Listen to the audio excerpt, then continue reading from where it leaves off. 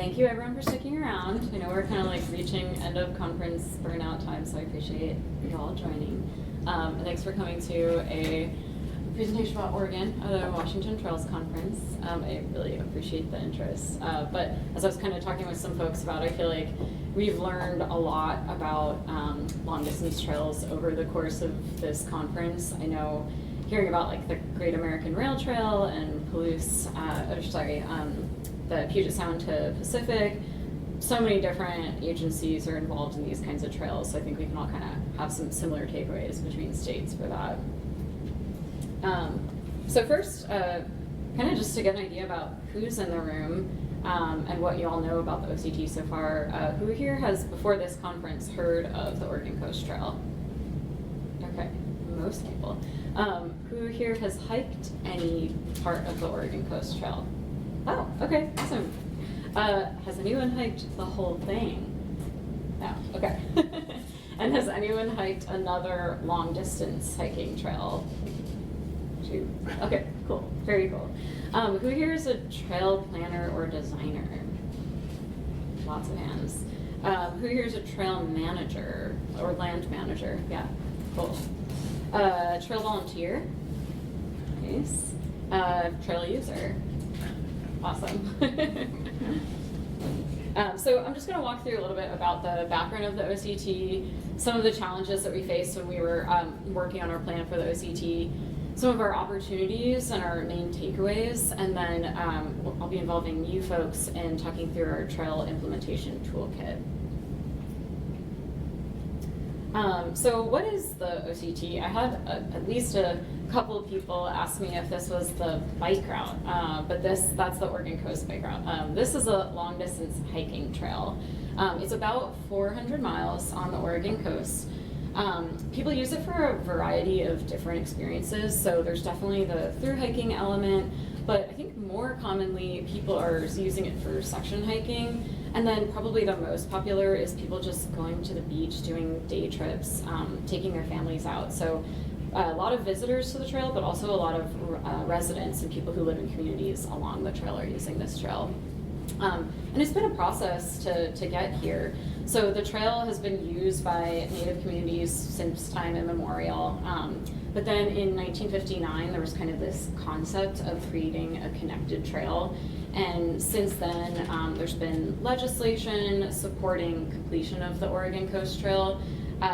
It was declared hikeable in 1988, but that's a pretty loose term. There's still a lot of sections of the Oregon Coast Trail that are just road walking. I'll get into that in a little bit, but hikeable is a very loose term. So this is more of a route in its current state than an actual trail in some segments. The Oregon Coast Trail is a part of Oregon's signature trails, which is a really cool thing.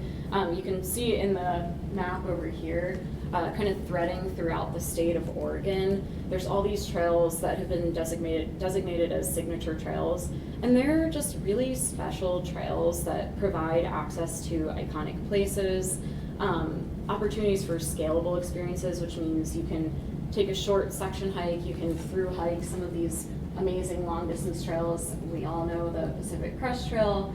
There's some really amazing parts in eastern Oregon that are in the process of being connected as well. So scalable experiences, they really want to provide a consistent experience. So when you're on one of these trails, you know you're on that trail. Also being able to access these trails with public transportation or active transportation. And then being able to look up this trail before you go and have an actual opportunity to plan your trip before you head out. So having lots of information before you go. And these are just sources of pride and prosperity for residents. So knowing that you have one of these really, really special trails in your state. We've all heard of the PCT, Camino de Santiago, like these really amazing trails that people travel from all over the world to visit. Here's kind of a slightly clearer map. The blobs are sort of confusing, but all the trails that are involved in the signature trails. And this map is on the Oregon Trails Coalition website if you're curious about looking at the other signature trails in the state.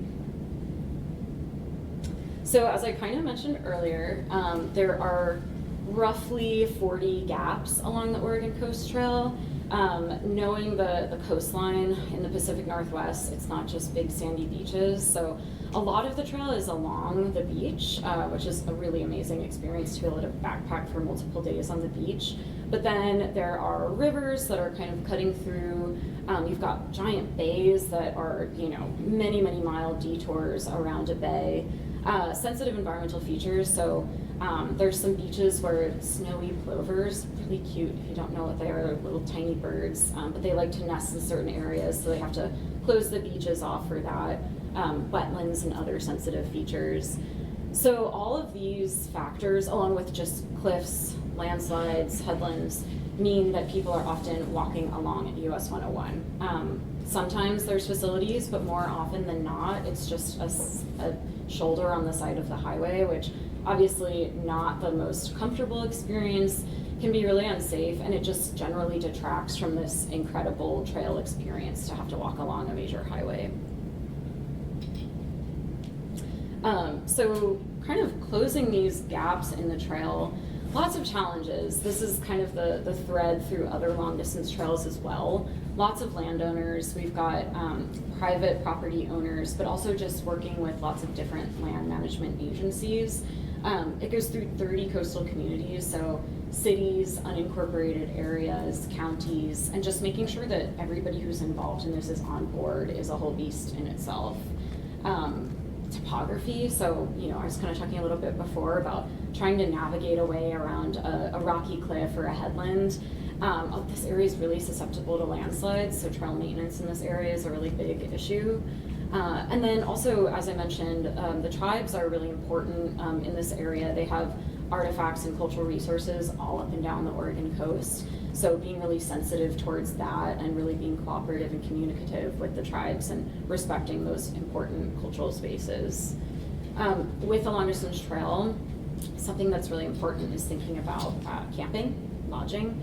On the coast, that gets really challenging sometimes. So there's some sections of the Oregon Coast Trail where you can have this amazing hike, but then there's nowhere to sleep.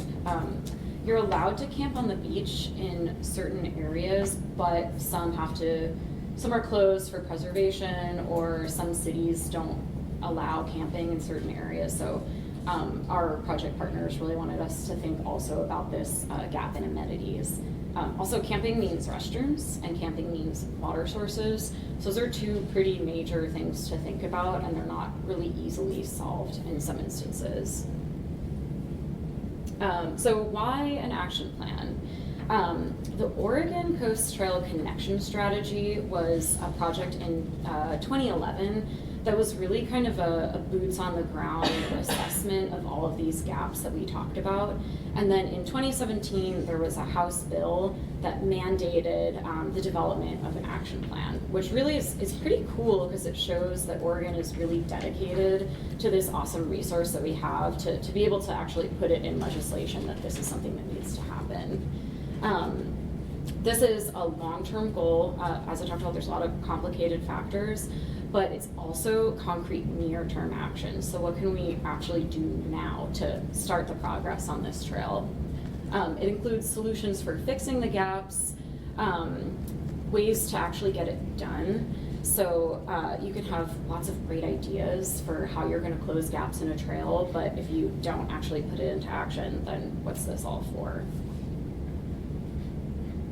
So I'm going to kind of breeze through this part a little bit, but some of the things involved in the plan, we're looking at the sections that are the gaps.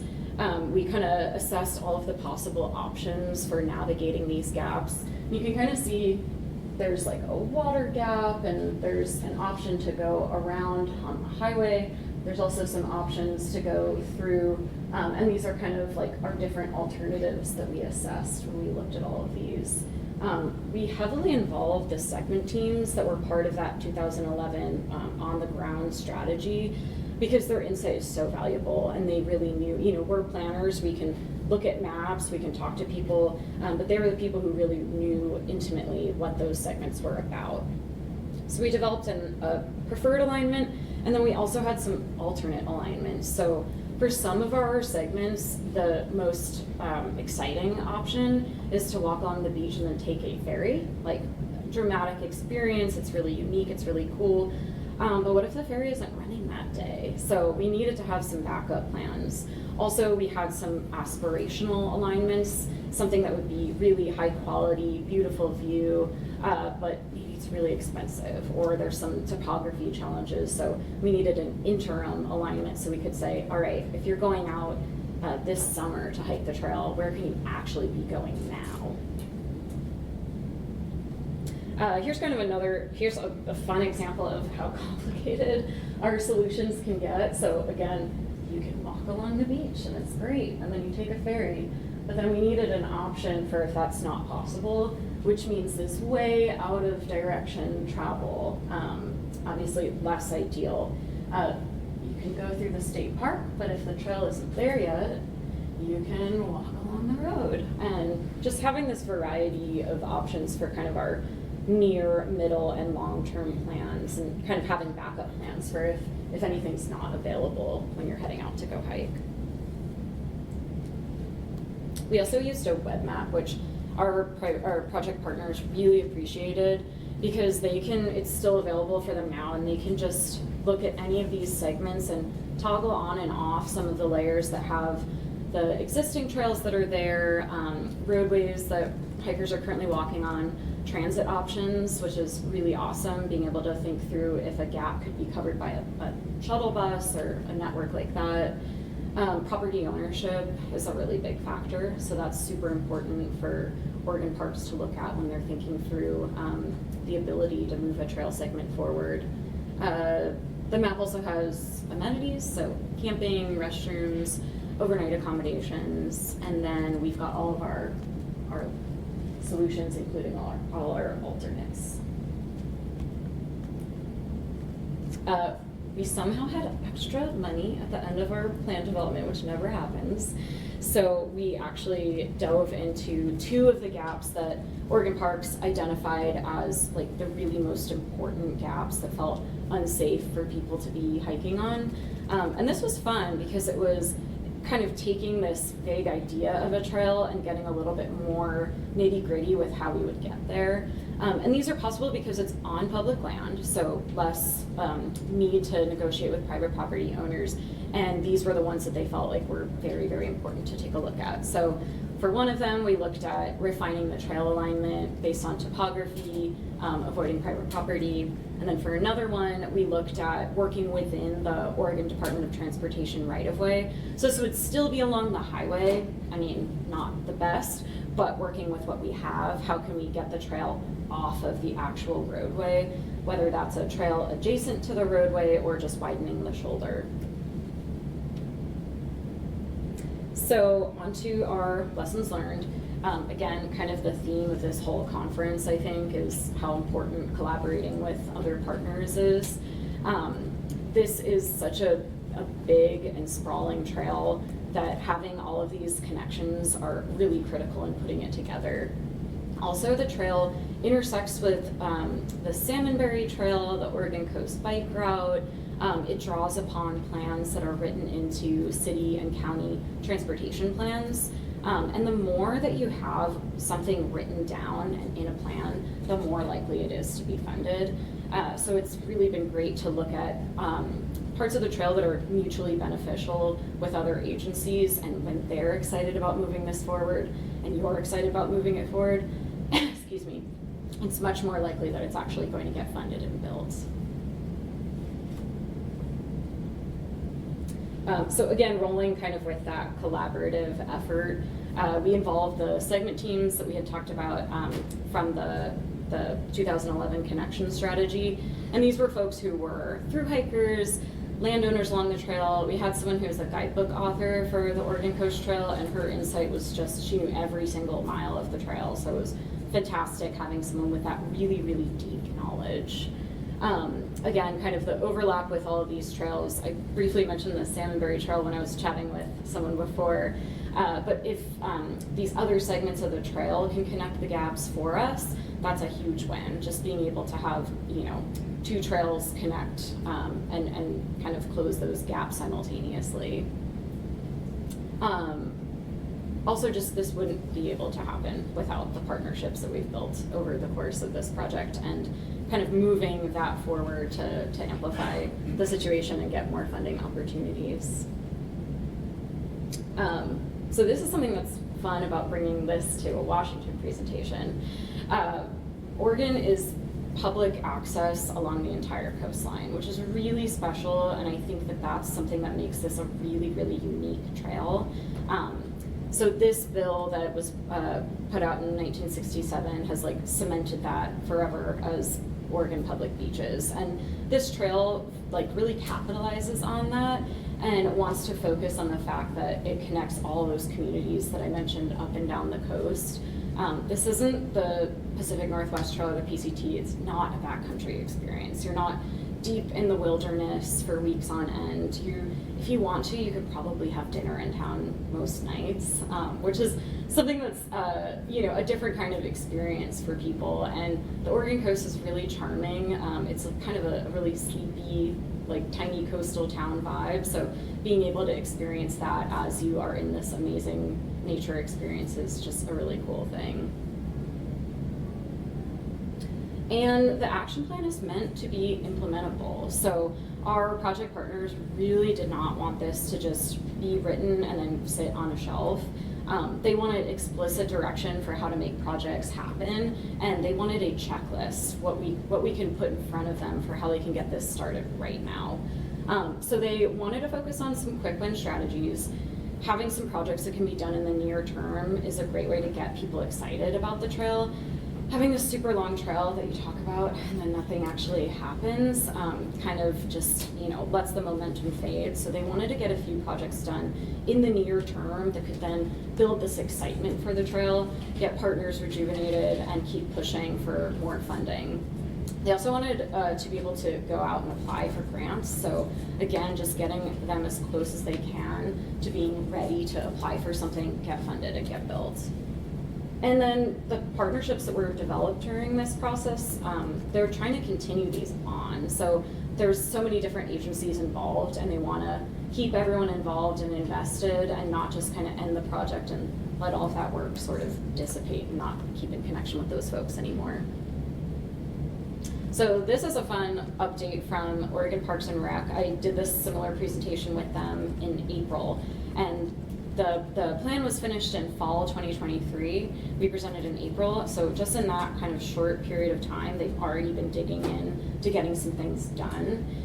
So the governance structure is something that they've been working on to keep the people involved committed to the project. The coordinating committee is kind of the technical group who's thinking through how to actually get these projects forward, how to prioritize them, and then the policy board are the land managers that have to be the decision makers in the situation. For actual near-term projects, the centralized information system is something that we heard over and over and over again from the people who are involved on the segment teams. They were saying information is power, so if you have a centralized board where you've got trip planning services, you've got information about closures, you have all of the alternatives that you can take, people are more equipped to kind of make their own decisions about what sort of trail experience they want to have. And I know if any of you have planned a longer trip and you can't find information about, is this closed, can I even, am I going to be hiking on this trail and then come to a closure sign and, be a couple days in and my whole trip is kind of off. So having more information out there is something that's just super important for allowing people to plan ahead. Also, water crossings. This photo is really fun because we talk about ferries on the Oregon Coast Trail, and that's our ferry situation. It's really just a person in a boat. It's outdoor outfitters, people who take people on fishing trips and such, and you give them a phone call and they come pick you up. For some of them, our guidebook authors said you go and you just stand on the water and wave and hope that a boat will pick you up. So that's kind of a charming experience, but Oregon Parks was how do we put that as our main option? That's kind of a weird thing to say, this is how you do it. So they're working on chatting with the water crossing providers and kind of not necessarily formalizing it, but just making sure that there's correct information for people who are hiking the trail, and that this is kind of like a regularly maintained thing, so it's a legitimate option. Wayfinding, we all know, is super important, so kind of having that similar experience along the length of the trail. And then trail counters, so we know which areas are more heavily used, and you kind of think through next steps for planning. So some of the gaps that they're really excited about digging into, this one, that tunnel, there's no sidewalks, and you just have to walk through, and it's dark and scary and high speed. So they called that out as one of the gaps that is just terrifying and needs to be fixed as soon as possible. And this would route people through, so this is kind of where it goes now. This would route people through Forest Service land up a steep hill. So we kind of talked through, are people going to be willing to take this like kind of far detour up a hill? But it's beautiful, and it's private property, so it's easier to kind of get that in motion. So this is one of the projects that they're really trying to push just in the next couple of years. Another one's a bridge project. They're working with Oregon Department of Transportation to try to get that funded for a pedestrian bridge. So fingers crossed that something happens with that. And then pilot projects for the camping amenities. So hiker-biker sites are generally easier to put into place than sites where you have to drive up and, you know, parking and all of that. So hiker-biker sites are definitely more rustic, and they want to supplement these sites by having potable water. Sometimes it's just like a big jug that they'll seasonally truck in and leave at a campsite. Same thing with porta potties.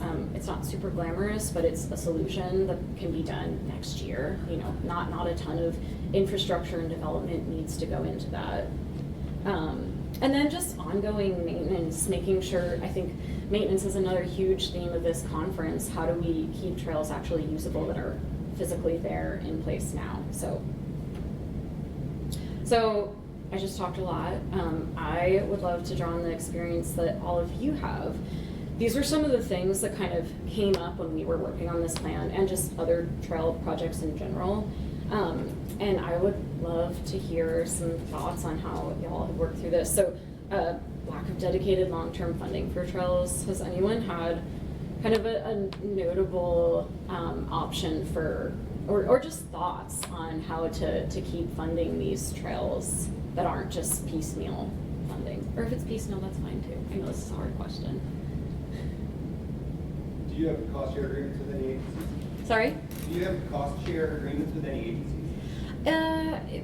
No, because it's kind of a patchwork of different land managers along the Coast Trail. Oregon Parks and Rec is the lead, kind of like orchestrating it, but no cost share agreements. But I would love to hear more. Yeah. Yeah. When I say trail fears for our next one, developing a trail, often there's some pushback from folks who think this is going to draw a nuisance, it's going to be unsafe. Property owners are reluctant to have a trail go through their backyard because, you know, maybe trails aren't being used for their intended uses. So have any of y'all had any good experiences with either like working with private property owners or just like ideas for kind of bolstering support for trails? And trails aren't bad. Yeah. I'm just curious, so I know in Washington there's a law to help protect private property owners that let trails cross. Do you have something similar? Yes, and it is also in trouble right now, because I was chatting with someone about how recreational immunity, who here has heard of recreational immunity? Okay, I'll do it, like, I'm not an expert in this, but this is really, really relevant for the Oregon Coast Trail and a lot of Washington trails as well. It's just to sum it up, and I'm probably gonna mess this up, but private property owners currently, if someone's injured while they're hiking on their trail, private properties have some form of protection. And our recreational immunity was called into question, I think it was last year someone sued, and so then they removed recreational immunity. Now it's back temporarily, but it has to be voted on in the next legislative session to actually be put back in place. So that really is a big thing that people are thinking about now. Why do I want to have this trail go through my property or the land that I manage if somebody gets hurt and I can get in trouble for it? So that is a really big thing that we've been thinking about. Yeah. multi-jurisdictional ownership and management. I know there's some long distance trail managers in here, so would love to hear anyone's thoughts about how you kind of navigate working with all these different landowners and agencies to make this trail a thing. It could be a challenge for sure, and kind of tying back to Trail Fears, Yeah. part of the PNT goes through the Anacortes Community Forest Lands, which is a fairly affluent small town up on Hidalgo Island. And then they do have, I think, some reservations about, are these, and the name of our trail is so similar to that other long trail. They say, is this going to be the next PCT? Are we going to have the wild effect bring, tens of thousands of users? And it won't, I don't think. Estimates have our carrying capacity of about 600 through hikers, just because the permit's in the national parks, but that's not really a national park. So one thing we really try to do is, let local community members, take pride and bring them into the inside and say, hey, you're part of something bigger, and if you were to walk, whatever it is, 800 miles to the east, you'd end up in Glacier National Park, and 300 miles to the west, you'd be on Cape of Lava.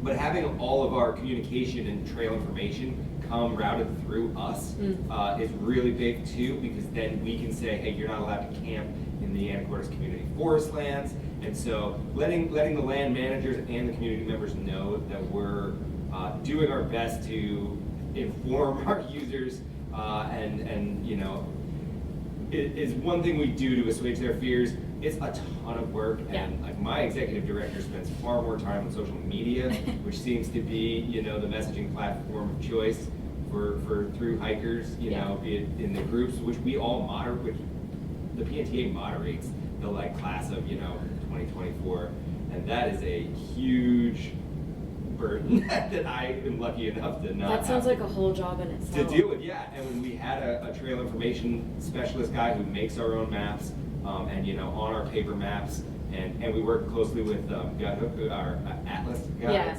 now. You're probably on that one. We one of the thoughts that the guidebook author had was getting on GutHook because it's just like an app that people, and Far Out is another one that people use. Oh no, that's what it's Far Out is GutHook. Oh, it is. GutHook It is. became Okay. Far Out, and I'm there under the Atlas. Oh, guide got it. Okay. Umbrella or whatever. But on there, just wading through the comments and the notes and scrubbing comments that say, hey, it was no problem to camp illegally in the ACFL, or, I mean, it's a huge burden, and that our communications guy, redid our maps and printed them and sold them at cost every year. For a number of reasons, he recently resigned. I think part of it because it was just a headache upon a headache. But on each one of those maps, it would have very clearly stated from this mile to this mile, there's no camping. A lot of our trail passes through timber company land, and they certainly don't want our users having fires there. Oh, yeah. So that's another thing that we do have to really just work in terms of our messaging. It does have a lot of payoffs.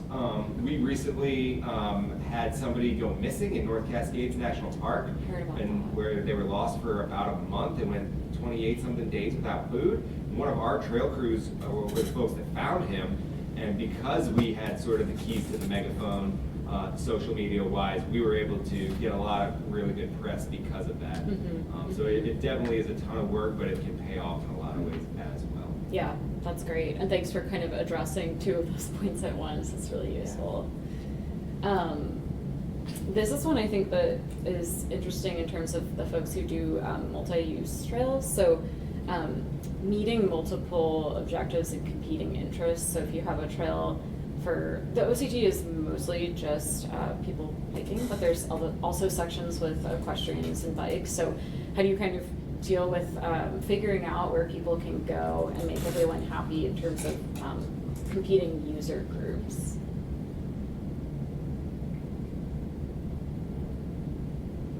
Well, I'll give you the answer later then. not the definitive answer. And then maintenance resources. So again, I think all the people who manage trails have issues with you build a trail, but how are you going to maintain it? So has anyone had some creative experiences with being able to maintain trails as a part of their network? Well, we had one that worked one time, and that was that a lot of the long distance trail runners, some of the marathons or events require you to do 1 day of volunteer work before you can register. So we had a maintenance party where we had one person in the organization who emailed a bunch of his friends, and we had 5 or 6 of them show up at a work party. So That's awesome. if you can connect with somebody like that, then you have a new outlet for to get maintenance. And they were really enthusiastic about it. It was brushing and stuff mainly, but they were really enthusiastic about doing it. So that's a possible new pool of volunteers to look for. I love that. Also, I don't know if any of you went to the Great Old Broads presentation about the Indian Heaven Wilderness. Something that I thought was so cool about that is they're like, we're a group that already meets, already goes hiking, and already hangs out. So asking us to come out and do some, they do counts, so counting people who are using the trails, but you could apply a similar idea with trail maintenance as well. So I won't read through all of this, but some of the things we found from our project was, again, kind of the being creative with funding, looking at different segments. So which are the ones that you can make progress on now, get those funded, and then kind of build excitement and support for others. Grants, we all know grants are really important. It's not like a recurring, you have to apply for them every year, but sometimes grants are the obvious solution. And then talking to legislators, if you let them know that these are really important, it's more likely that there'll be money towards this. So, you know, in Oregon, there's a road show going on right now where a bunch of folks are, the transportation committee is going around and kind of just hearing about different priorities. And there's a really dedicated group of, it's the Oregon Trails Coalition. They're having people sign up for talking sessions just to be present at all those road shows and say, like, trails are really important. We really need to put funding towards this. So, you know, ideally things written into the legislature are going to be the ways to continuously keep funding these projects. Trail fears, you kind of brought this up too. Yeah, go ahead. Can you give examples of some of your quick wins? Quick wins being like trail projects that, like the OPRD project where they're going out to Heceta Head, like 10 slides ago I showed, like the U.S. Forest Service land where it's using mostly a logging road. So they just have to kind of formalize that and do a little bit of minor reconstruction on it, but it's like, it's almost there. They just have to get enough money, and it's not, I mean, everything's expensive, but just enough to get that to be usable, and then that opens up, or it mitigates that really serious problem of walking through the dark tunnel. So things like that, where it's like, we can do this within the next, you know, handful of years, and it's gonna make a really big difference.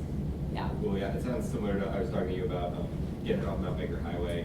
Yeah. Using some of those existing roads and trails and stuff. Okay. Yeah, that's a perfect example. Yeah, so thanks. what can we do, like, maybe not next year, but like get it started next year so that within the next 5 years we can actually have a significant improvement.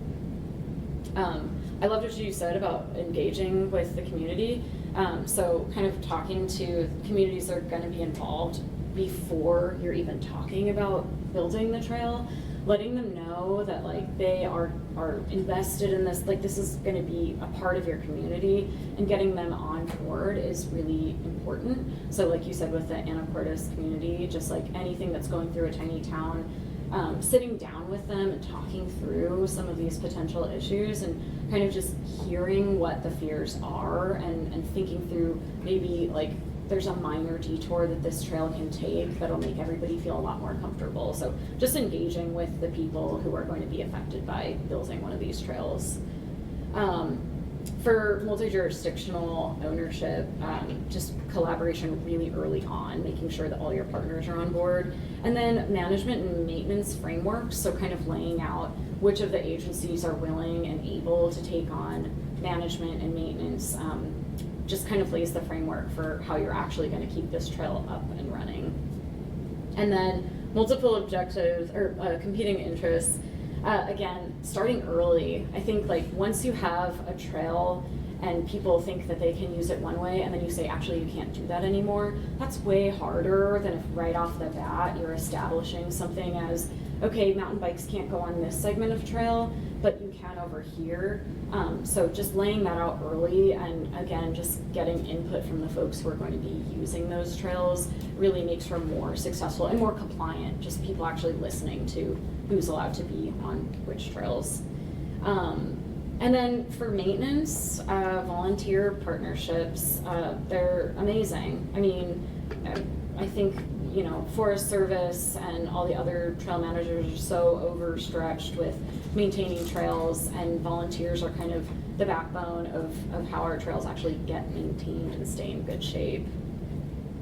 And then writing and calling your local reps. So we as trail planners and land managers, you know, it's kind of on us in a way to keep pushing through this, but just even excited volunteers and trail users can make a big difference in just letting the legislature know that this is really important.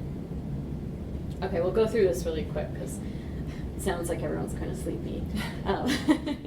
But ways of dealing with, and this is kind of more for our trail managers, maybe some trail planners too, but kind of navigating environmental or geographical barriers, like creative ways when you know that there's sort of some topography or wetlands or something like that.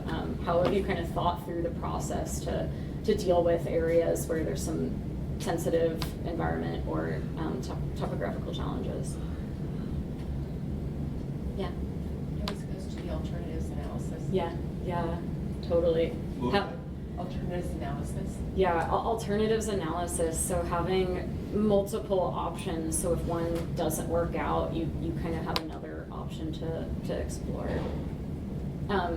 Prioritizing segments. So we had 40 gaps along 400 miles. It's a lot. How have y'all dealt with kind of just assessing where to dive in first? Like, what do you use to determine what you want to focus on when you've got a variety of different options for trail planning and building?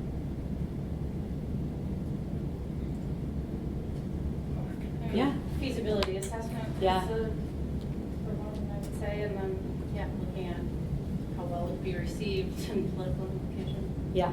That's a really good point. Did you say political implications? Yeah, that's great. Identifying partner, like transportation agencies, municipalities, and concurrent leveraging concurrent projects and incorporating trail segments. Yes. Where you can, we can find efficiencies. Mm-hmm. Yeah, that's such a great point, because if you've already got something else in motion, you can kind of carry that across and rise that up to be a priority segment. Yeah. And then the last two are like a little more squishy, but I know it's something that we kind of talk about a lot when we're developing new trails and trying to involve new users who may historically not be folks who are getting out onto trails. How do we make trails feel safe and welcoming? And by safe, I kind of mean like personal security, and welcoming, I mean like how do you feel like you're able to start doing something or to go onto a trail? It's a good signage. Yeah. Good maps. Signage and maps, yeah. And make sure the parking areas aren't all brushy and overgrown. Yeah, yeah, making it easier to actually access these Yeah. trails. Wow. So for environmental and geographical stuff, mapping and surveys, and that leading to kind of that alternatives analysis. The creative solutions, like we talked about, we've got a ferry. If the ferry is not running, we've got a land route. If we can't immediately build this amazing stretch of trail, what can we do in the meantime to kind of have an option right now? Transit is actually something we talked about a lot, where some of the segments just in the near term or medium term, it's just not really feasible. So are there ways that we can use either existing public transit services or shuttle services to get someone through a particularly unpleasant gap where they have to be walking on US 101? It's just not fun, you might as well skip it. And then the long distance hikers in the room, I'm sure have had the experience of using trail angels. So trail angels being volunteers along the trail who are just offering, a ride. I could pick you up from this trailhead, take you to the grocery store, and drop you off. So kind of a more informal network, but I know from the PCT, that's just like such a backbone of people being able to get to and from where they need to go. Prioritization of segments, yeah, important gaps, so safety, where people really want to be going. So if there's an amazing stretch, but it's, not safe to do that, demand is important, and then feasibility is huge. And then cost-effective projects, so layering on those projects that we can actually get done now. Improving trail amenities, quick fix projects are awesome. Like we talked about with the potable water and porta potties, just kind of turning an area that just wasn't able to be used as a campground before into something that we can do that season. And then for safety, CPTED, sorry for the acronym, that stands for Crime Prevention Through Environmental Design. And the thought behind that is like, if you have a well-lit area, if you have a trail where you have good visibility, if you have signage that lets you know where you're supposed to go and where you're not supposed to go, it really just lets people feel safer and they know that they're supposed to be there, and it just leads to more proper usage of trails and kind of helps mitigate maybe some other unwanted uses. Again, if people know that they're not supposed to camp somewhere and there's a big sign that says, and on the maps and on the website it says you're not supposed to camp here, really goes a long way in making sure that that doesn't happen. Community groups too, so knowing that there are other people out on the trail, eyes on the trail is a really great thing. If you know that there's folks who are maintaining the trail, if you've got like trail stewards, friends of type groups that are out there really working on making the trail a comfortable, safe place to be. And then enforcement, that's also a part, you just have to know the areas that need a little bit more focus than others. For welcoming trails, involving the people that are going to be using these trails and bringing in new people who maybe don't currently think about accessing these trails, but something that we thought about a lot with the Oregon Coast Trail was there's tons of coastal residents who maybe don't consider themselves hikers, but they live just like a mile or two from this amazing opportunity. So really involving them and like letting them know that this is a resource that they have access to. And just kind of bringing them in, so it's not just, oh, other people are coming to my area to hike this trail. Really bringing them in and making them invested in this resource. Also, information makes a huge difference for especially newer hikers. Also, people who may need more accessible trails. Not every trail is going to be accessible, especially a coastal beach trail with some really steep trail sections that are off the beach. But if people have the information that they need to determine if it's the right trail for them, then more people will be able to get out. There's something really cool that some of the Oregon coast beaches are doing. Has anyone heard of a Moby mat? It's this big like rollout carpet kind of thing that some of the beach towns are putting on the beaches so wheelchairs can actually go down onto the beaches, and there's just been like massive overwhelming support for it, and the coastal towns have all this information on their website for where they are and how folks can get out onto that beach. And it's just been really cool to see if you provide the information, people are really more able to actually understand if the trail's right for them.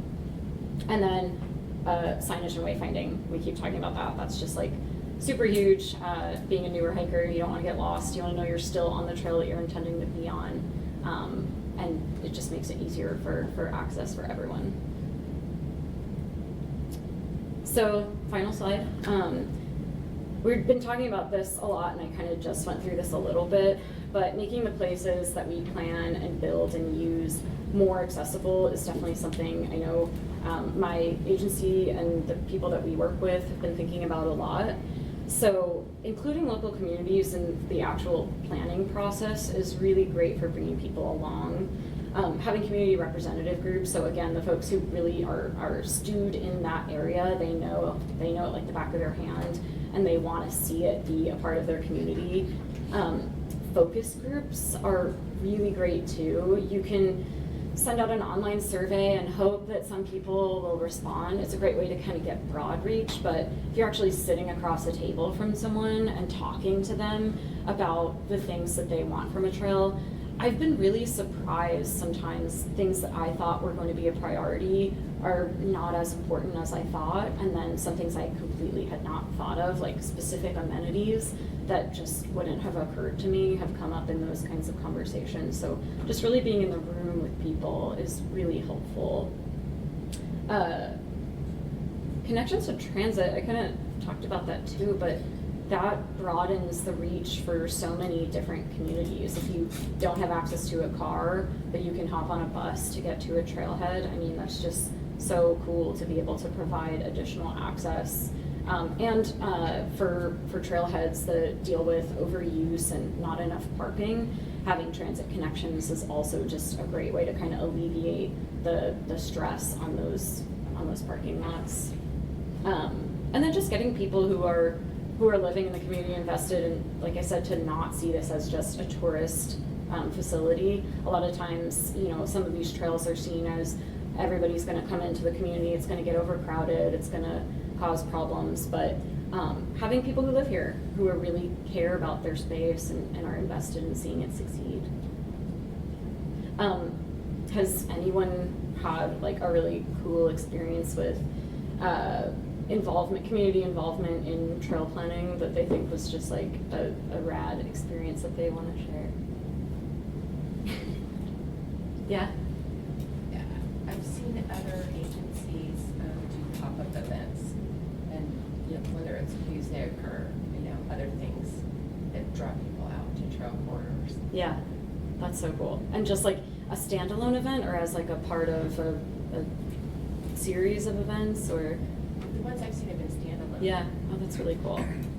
That's awesome. Anyone else?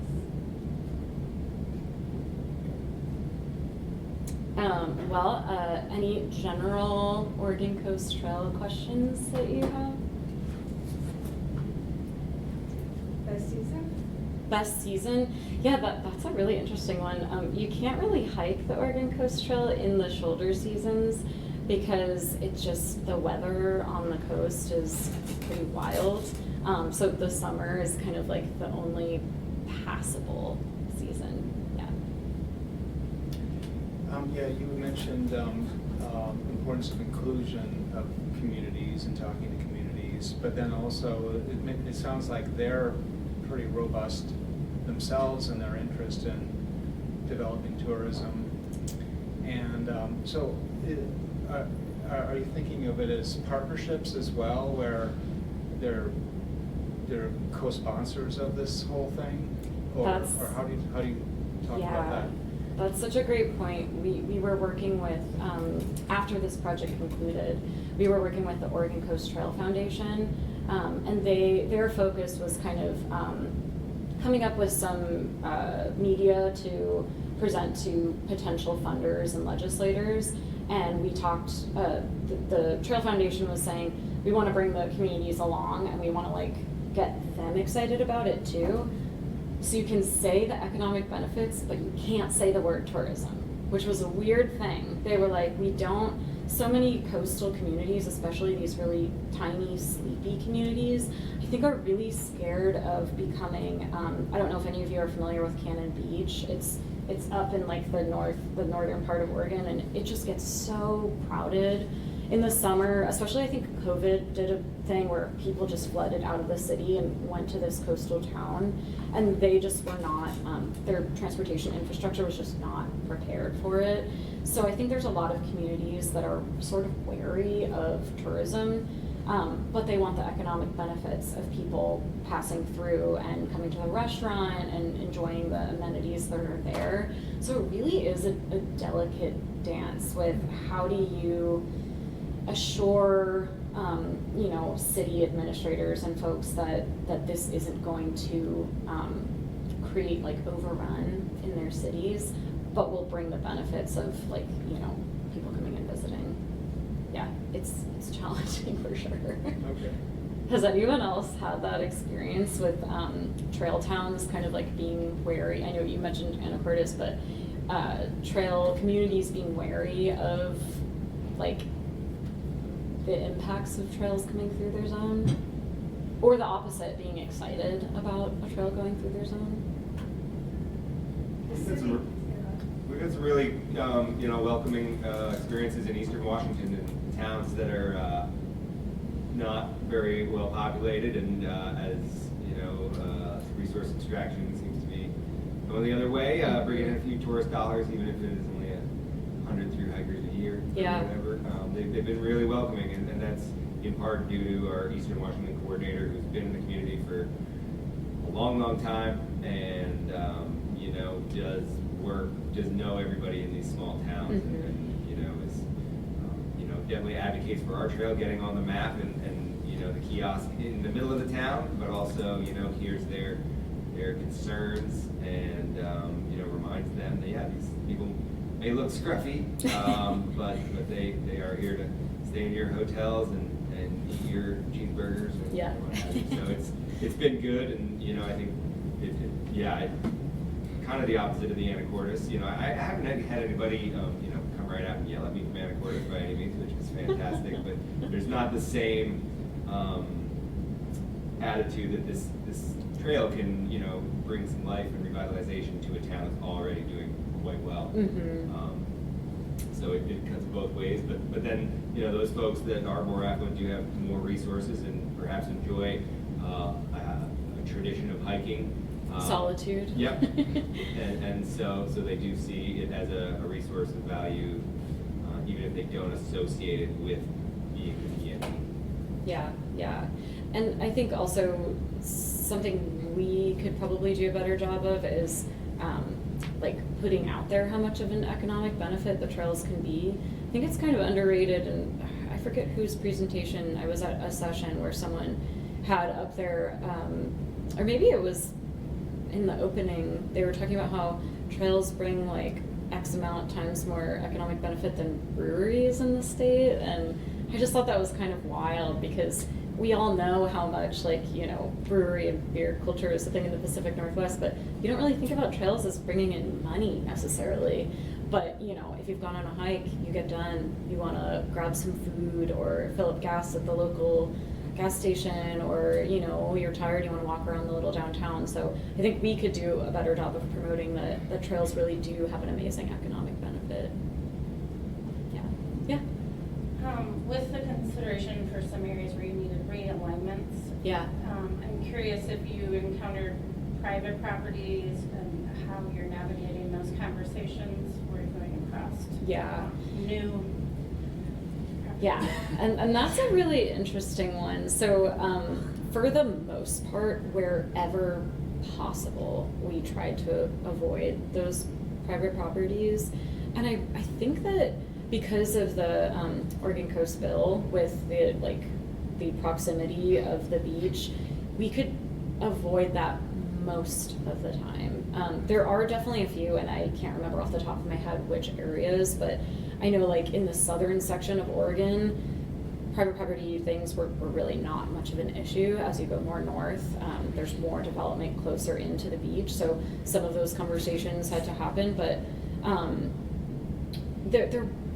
this surprisingly didn't have to deal with that as much as a lot of, like, more landlocked trails because of the nature of the Coast Bill. Yeah.